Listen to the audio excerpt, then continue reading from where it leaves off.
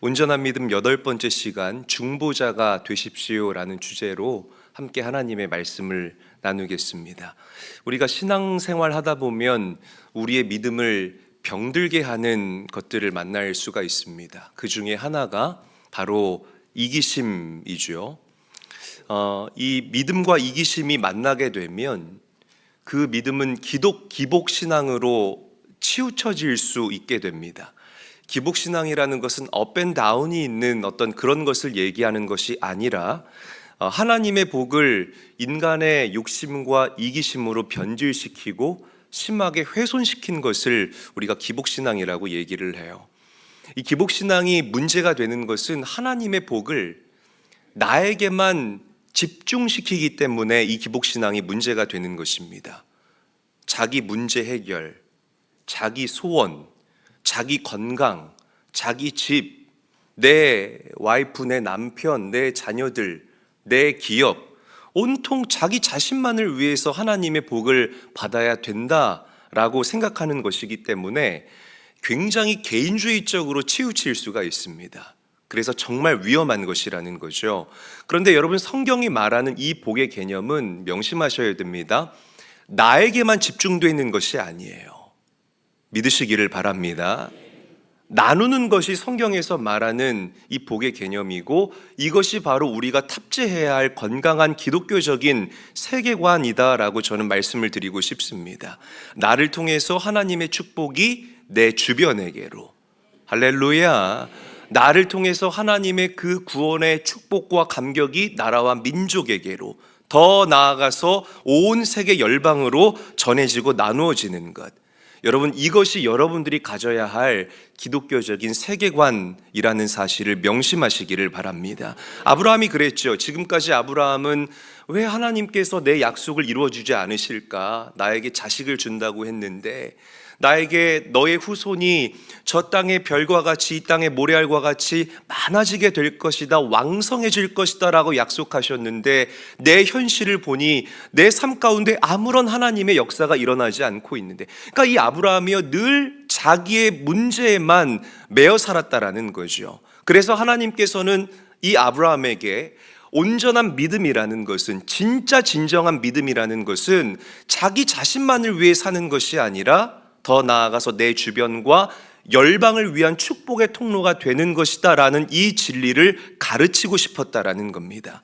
자, 오늘 우리 본문 17절 18절 말씀 화면을 보고 함께 한번 읽어보도록 하죠. 함께 읽겠습니다. 시작. 여호와께서 이르시되 내가 하려는 것을 아브라함에게 숨기겠느냐? 아브라함은 강대한 나라가 되고 천하 만민은 그로 말미암아 복을 받게 될 것이 아니냐. 자, 보세요. 제가 빨간색으로 칠해둔 그 부분을 강조했죠.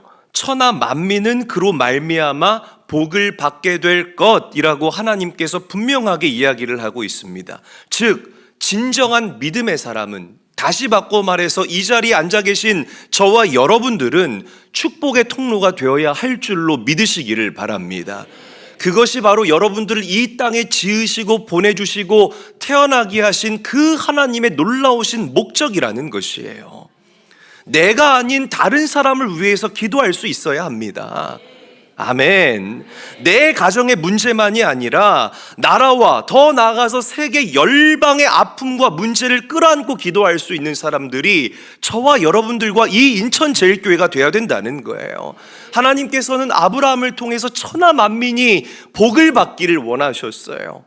이 축복은, 이 사명은, 이 부르심은 비단 아브라함에게만 국한된 것이 아니라 영적인 아브라함의 후손인 저와 여러분들에게도 하나님께서는 축복의 통로라는 동일한 이름표를, 그 네임 태그를 달아주신 줄로 믿으시기를 바랍니다.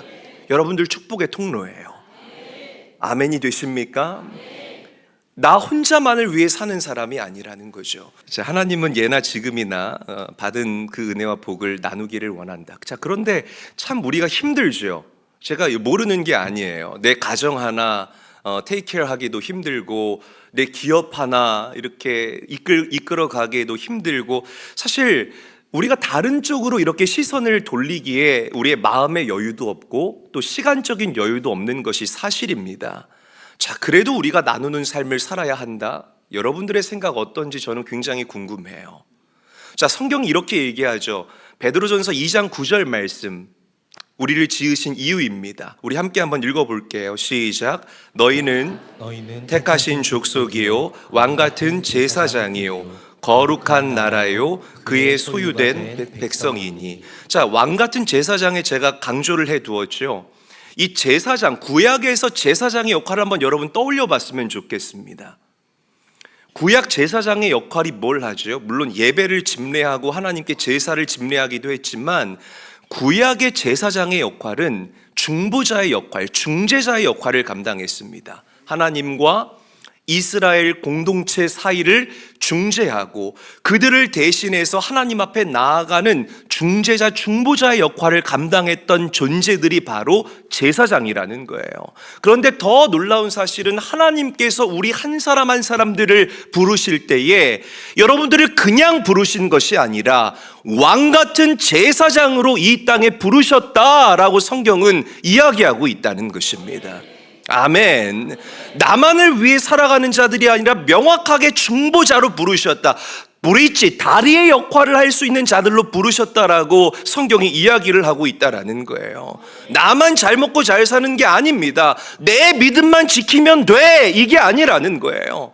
내 가족들과 이 나라와 민족과 열방을 향해서 하나님의 구원과 그 은혜와 하나님의 영광을 전하고 선언할 수 있는 중보자 역할을 우리가 감당할 수 있어야 합니다.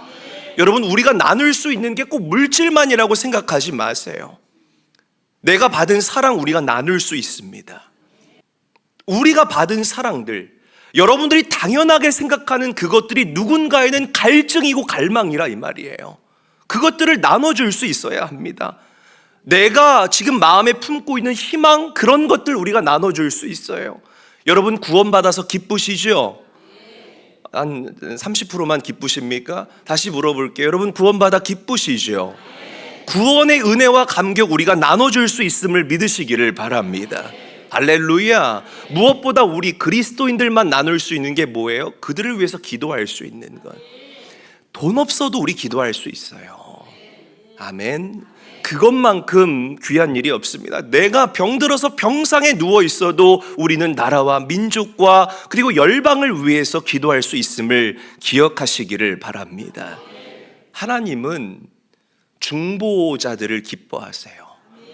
성경의 역사도 보면 늘 소수의 중보자들을 통하여서 하나님이 일하셨다라는 사실을 여러분들이 부정할 수 없을 것이고, 지금도 하나님께서는 중보하는 자들을 통하여서 이 나라와 민족과 열방의 역사를 운용하고 계신다라는 사실을 믿으시기를 바랍니다.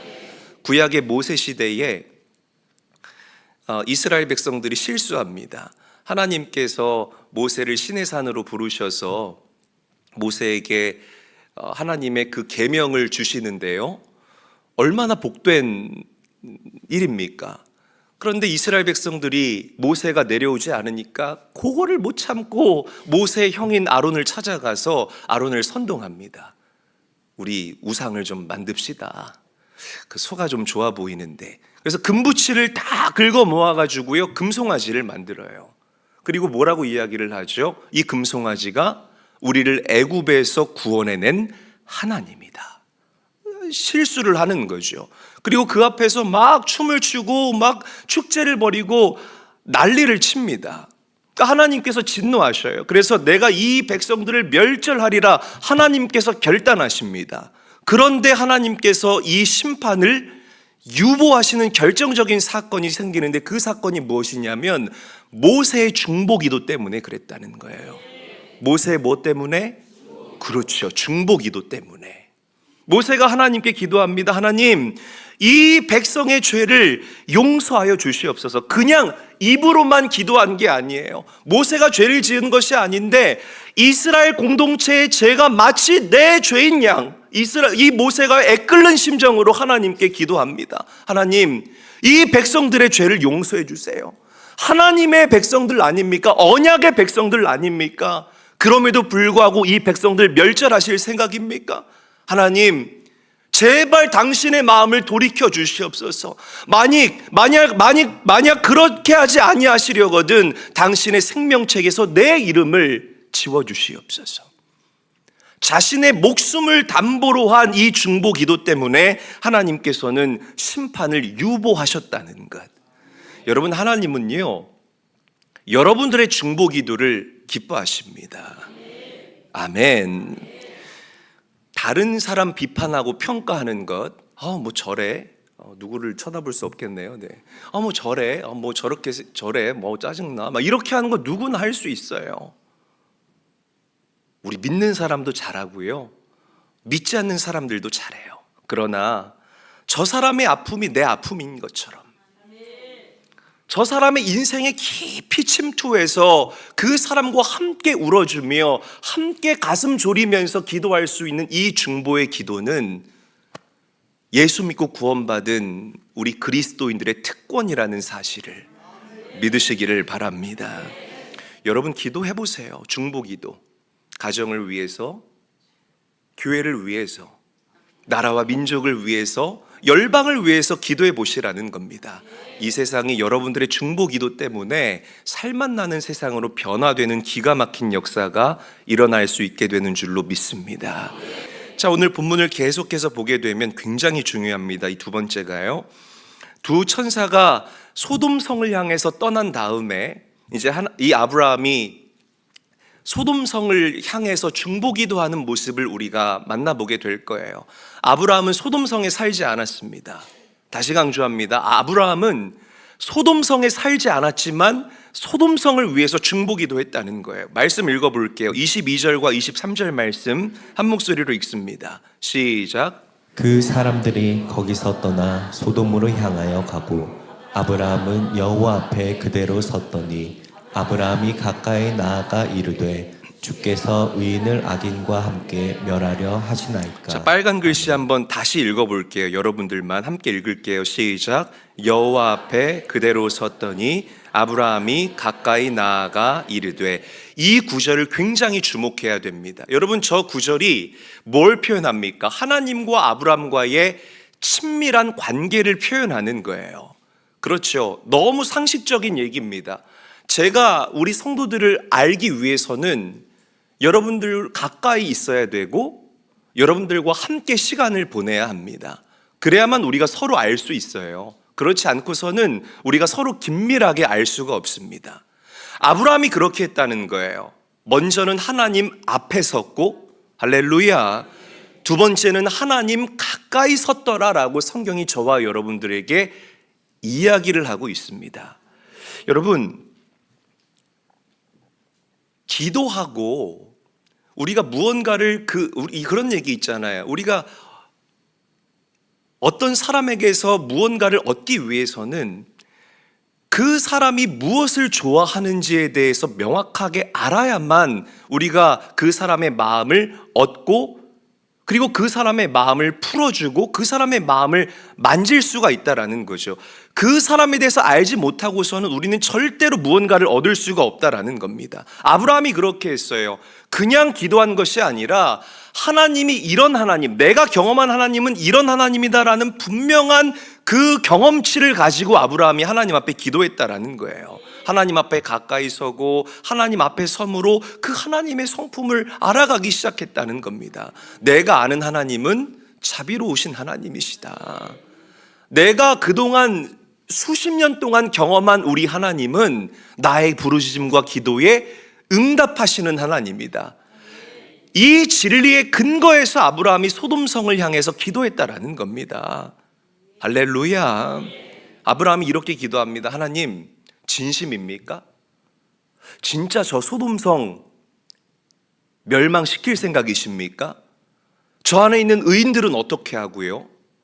만약에 저 소돔성 안에 의인 50명이 있다면 하나님, 그럼에도 불구하고 저 소돔성을 멸망하실 생각이십니까? 제가 지금 굉장히 좀 부드럽게 얘기했지만 이게 사실은 데모하고 항변하듯이 아브라함이 하나님께 외치는 장면이에요. 여러분 보세요. 하나님은 공의의 하나님이시고 의로우신 하나님이기 때문에 반드시 이 소돔성을 심판하실 것이 분명하지만 반대로 내가 경험한 하나님은 자비로우신 하나님이기 때문에 나의 기도에 응답하셔서 반드시 이 의인들을 구원하실 것이다. 아브라함에게는 이 믿음이 있었다는 것입니다. 여러분, 여러분들이 경험하신 하나님 어떤 하나님이십니까? 엄격한 하나님이십니까?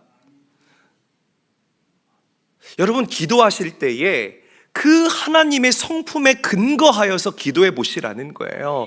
그럴 때 여러분들 삶 가운데 하나님이 기가 막히게 역사하시고 일하시게 되는 은혜가 있게 될 줄로 믿으시기를 바랍니다.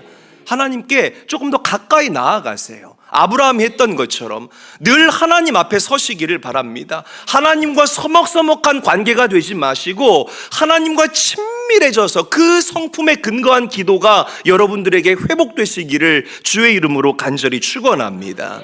여러분, 제가 경험한 하나님은 세상을 심판하기 위해 존재하신 하나님이 아니에요. 물론 하나님은 공의로우신 분이기 때문에 이 세상을 심판하시지만 제가 경험한 하나님은 세상을 구원하기 위해 지금도 부지런히 일하고 계시는 하나님이십니다. 여러분, 하나님을 오해하지 마십시오. 우리가 가정과 교회와 세상을 위한 중보자가 되려면 지금보다 하나님 더 가까이 해야 됩니다. 주일날만 만나는 하나님이 아니라 월요일에도 내 가정에서, 화요일에 내 직장에서, 내가 운전하는 가운데 그렇게 늘 하나님과 소통하시고 하나님을 마음에 염두하시고 그렇게 하나님과 친밀해져서 하나님께 과감한 기도를 드릴 수 있는 사랑하는 제일교회 모든 성도님들이 될 수 있기를 주님 앞 주의 이름으로 간절히 축원합니다. 자, 마지막 아브라함은 여기서 그치지 않고 다시 하나님께 기도합니다. 하나님, 50명에서 5명 모자르시면 어떡하실래요? 그래도 이 소돔성 멸하실 생각입니까? 아니, 나 멸하지 않을 건데. 아브라함이 이때다 싶어가지고 계속 흥정합니다. 하나님, 40명이면은요, 30명이면은요, 20명이면은요, 10명이면요, 계속, 아니 감히 어떻게 하나님 앞에 이렇게 흥정할 수가 있겠냐고 생각을 해보세요, 여러분. 그러니까 이 아브라함이 이렇게 할 수 있었던 이유가 뭐라고요? 하나님과 친밀했기 때문에 아브라함이 이렇게 할 수 있었다는 거예요. 자, 여러분, 하나님께서는 이 중요합니다. 마치 소돔성에서 일어난 이 죄악과 문제가 자신의 죄이고 자신의 문제인 것처럼 그렇게 애끓는 심정으로 내 창자가 끊어지는 듯한 그런 심정으로 하나님께 간구했던 아브라함의 중보 기도를 기뻐하셨음을 믿으시기를 바랍니다. 아브라함에게 체면이 있었다면, 아브라함에게 자기 이익을 위한 어떤 그런 욕망이 있었다면 아브라함은 이렇게 기도하지 못했을 거예요. 그런데 아브라함은 중보 기도할 때 그렇게 기도하지 않았습니다. 여러분, 저를 보세요. 저는 이 아브라함의 기도를 통해서 예수 그리스도가 떠올랐습니다. 예수님께서는 이 땅에 하나님이 보낸 중보자이심을 믿으시기를 바랍니다. 죄 많은 우리 인간들과 하나님 사이를 연결해주는 그 다리의 역할을 하시기 위해서 예수님이 이 땅에 오신 거예요. 죄를 누가 지었습니까? 내가 지은 거잖아요. 내가 지은 그 죄 때문에 그 예수님께서 수치를 당하십니다. 내가 맞아야 할 그 매를 마치 예수님께서 자신이 맞아야 할 그 매인 것처럼 여러분들 대신하여 맞아주셨다는 거예요. 죄 때문에 내가 죽어야 할 그 죽음을 예수님께서는 마치 내가 당해야 하는 그 죽음인 것처럼 십자가에서 친히 나를 대신하여 죽으셨다라는 것입니다. 여러분, 얼마나 감사합니까? 예수님이라고 죽고 싶었겠습니까? 그 겟세마네 동산에서 땀방울이 막 철철철철 흐를 정도로 하나님 앞에 하나님 할 수만 있다면 이 잔을 내게서 치워달라고 중보기도했던 그 예수님의 중보기도, 얼마나 신이시지만 인간의 몸으로 이 땅에 오셨기 때문에 죽음의 공포를 그분이 느끼셨다는 거예요. 그럼에도 불구하고 나를 구원하기 위해서 중보자로 그 사명을 끝까지 감당하셨던 그 예수님의 십자가 죽으심과 부활하심으로 말미암아 우리가 구원의 은혜를 누리고 하나님의 자녀가 될 수 있는 권세를 얻게 된 줄로 믿으시기를 바랍니다. 예수님 포기하지 않았어요. 그러므로 사랑하는 제일교회 성도 여러분, 여러분들이 남을 위해 기도하는 것, 남의 아픔을 내 아픔처럼 가슴에 품는 것, 내 옆에 사람 인생에 침투하여서, 그게 내 아내여도 괜찮아요, 남편이어도 괜찮아요, 내가 아닌 누군가의 인생에 침투하여서 그들과 함께 울며 기도해 주는 것, 예수님과 같은 사역을 하는 것이라는 사실을 믿으시기를 바랍니다. 여러분, 그런 중보자가 되시기를 바라요. 저는 여러분들의 기도에 남을 위한 기도가 반드시 있기를 원합니다. 저 사람의 죄를 보면서 저 죄가 마치 내 죄인 것처럼 느껴지고, 저 사람의 아픔이 내 아픔인 것처럼 느껴지고, 예수 믿지 않아서 막 정말 죽으면 지옥 가는 그 사람들을 바라볼 때에 막 그들이 안타까워서 이 안에 안달나는 그런 애끓는 듯한 심정이 오늘 여러분들에게 회복될 수 있기를 주님의 이름으로 간절히 축원합니다. 너무나 개인주의적으로 치우쳐진 이 때에 우리가 다시 한번 우리라는 이 키워드와 공동체라는 키워드를 여러분들 가슴에 각인시켜야 되지 않을까라고 저는 생각을 해봐요. 자, 마지막 33절을 보게 되면, 오늘 본문은 아니지만 하나님께서 아브라함과 말씀을 마치시고 떠나갑니다. 그리고 아브라함도 그 기도를 멈추고 이제 자기가 사는 곳으로 돌아갑니다. 뭔가 지금 당장 역사가 일어나지 않은 것 같아요. 그런데 정말 그럴까요? 그렇지 않아요. 하나님께서는 아브라함의 그 중보 기도를 기억하고 계셨습니다. 이 말은 하나님께서는 여러분들의 기도를 잊지 않고 기억하신다라는 뜻이기도 하는 거예요. 29절 말씀 함께 읽어볼게요. 한 목소리로 읽습니다. 시작. 하나님이 그 지역의 성을 멸하실 때 곧 롯이 거주하는 성을 엎으실 때에 하나님이 아브라함을 생각하사 롯을 그 엎으시는 중에서 내보내셨더라. 아멘. 자, 우리가 읽진 않았지만 19장 보면 하나님이 누구를 생각했다고요? 누구를 생각했다? 아브라함을 생각하사. 그러니까 이 소돔성이 멸망할 때에 그 아브라함의 애끓는 중보 기도를 생각하시고 하나님께서 룻과 그의 가족을 구원하여 주신 줄로 믿으시기를 바랍니다. 그러니까 롯이 의로워서 구원받은 게 아니라 롯을 향한 이 아브라함의 중보기도 때문에 롯이 구원받게 됐다는 것. 여러분들이 의로워서 구원받은 것이 아니라 나를 향한 예수님의 중보적인 십자가의 죽으심과 부활하심이 있었기 때문에 내가 하나님의 자녀가 될 수 있었다는 것. 여러분, 여러분들의 중보기도는 누군가의 삶을 열어주는 하나님의 처방이 될 수 있음을 기억하세요. 사랑하는 제일교회 성도 여러분, 다른 사람을 위해서 기도해 주시기를 간곡히 부탁드립니다. 하나님이 아브라함을 생각하사, 하나님이 이재일을 생각하사, 하나님이 김민주를 생각하사, 김계아를 생각하사, 박정훈을 생각하사, 여기에 여러분들의 이름만을 넣으신다면 놀라운 적용이 될 수 있을 거라고 생각해요. 말씀을 맺을게요. 하나님은 지금도 아브라함과 같은 중보자, 예수님을 닮은 중보자들을 찾고 계십니다. 저는 우리의 믿음의 지평이 점점점 넓어지기를 간절히 바라고 원합니다. 그래서 하나님의 복을 이웃과 나누고, 그리고 이 땅을 위해, 이웃을 위해 기도할 수 있는 중보적 사명을 잘 감당할 수 있게 되시는 사랑의 사도들, 예수님을 닮은 자들이 다 될 수 있기를 주 예수의 이름으로 간절히 축원합니다.